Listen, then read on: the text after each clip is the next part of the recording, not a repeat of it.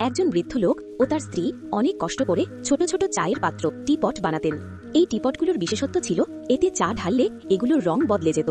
বৃদ্ধ লোকটি একটি বিশেষ টিপট তৈরি করেন যার নাম দেন জিয়াং। কিন্তু হঠাৎ করে তার স্ত্রী হৃদরোগে আক্রান্ত হয়ে মারা যান। এরপর তিনি সব টিপট বিক্রি করে দেন এবং এই কাজ বন্ধ করে দেন।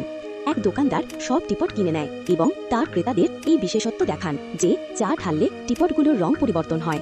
এটা দেখে সব ক্রেতা খুব খুশি হয়। কিন্তু দোকানদার একটি টিপটে চা ঢালেন না যার নাম ট্যাং। যখন এক মেয়ে সেই টিপটে চা ঢালতে যায় দোকানদার তাকে বাধা দেন।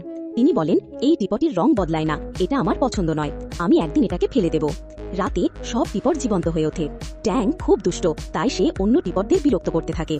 এরপর সে যায় তার বন্ধু পিগির কাছে, যে সব সময় পদার্থবিজ্ঞানের বই পড়ে। কিছুক্ষণ পরে সব টিপট একসাথে হিসাব করে দেখতে থাকে, কারণ তারা বিশ্বাস করত যত বেশি চা তাদের মধ্যে ঢালা হবে তারা তত বেশি সৌভাগ্যবান হবে। কয়েন ফ্রগ নামের টিপটটি খুব খুশি, কারণ সে জানে খুব শিগগিরই তার পরবর্তী গল্পের অংশ তোমাদের পছন্দেই আসছে। ভিডিওটি যদি ভালো লেগে থাকে তাহলে একটি লাইক দিন, চ্যানেলটি সাবস্ক্রাইব করুন এবং পাশে থাকুন। আপনাদের ভালোবাসাই আমাদের এগিয়ে চলার পথ দেখায়।